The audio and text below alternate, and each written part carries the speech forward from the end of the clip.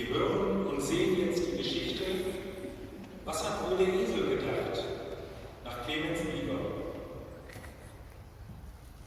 Ihr wisst ja sicherlich alle, dass Jesus in einem Stall geboren ist. Schaut mal her, dort steht er. Seht ihr ihn? Was war das denn? Tatsächlich, in dem Stall wohnt ja schon jemand. Natürlich wohnt hier einer. Ich, der Esel. Und das hier ist mein Stall.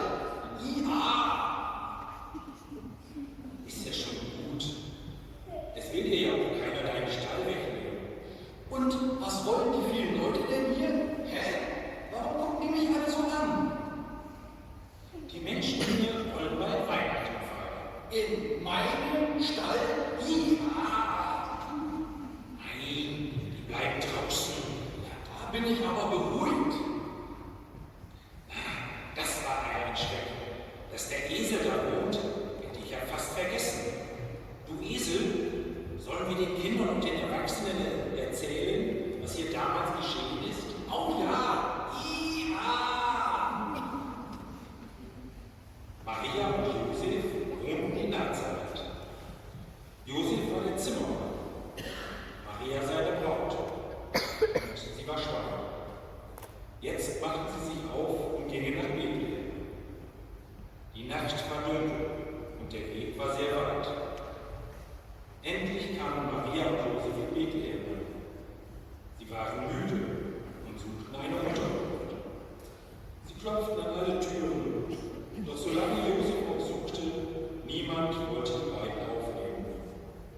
Endlich zeigte einer ihnen den Stall. Josef dachte sich, das ist immer noch besser als nichts. Und die beiden gingen hinein. Als sie in dem Stall angekommen waren, kam für Maria die Zeit der Geburt. Sie brachte ihren Sohn Jesus zur Welt und weil sie keinen anderen Platz fanden, nahmen sie die Futterkrippe als Bettchen für ihr Kind. Na Esel, das war ja eine Überraschung für dich. Das ist doch schön, ne? In deinem Stall wurde Jesus geboren. Deine Futterkrippe und dein Bettchen wurde sein Bettchen. Du hast dich doch sicher gefreut und warst ganz stolz, oder? Nichts da. Im Gegenteil. Geärgert habe ich mich. Ihr habt dem Kind mal ein Liedchen gesungen und ich habe ihm auch ein Lied gesungen. Aber ein ärgerliches Ja.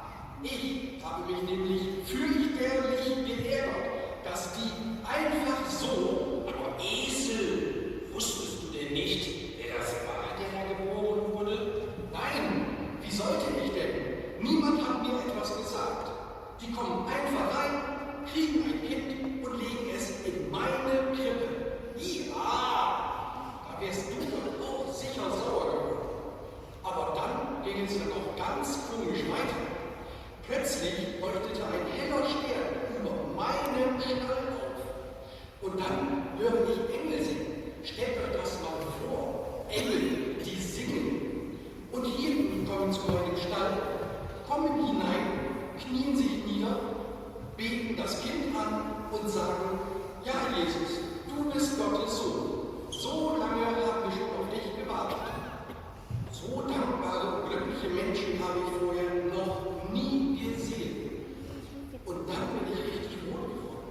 Ja, der große Gott ist in meinem Stall ein kleiner Mensch geworden. Und ich ärgere mich. Ich motze sie auch noch an. Oh Mann, ich bin echt ein Esel. Ein richtiger Esel.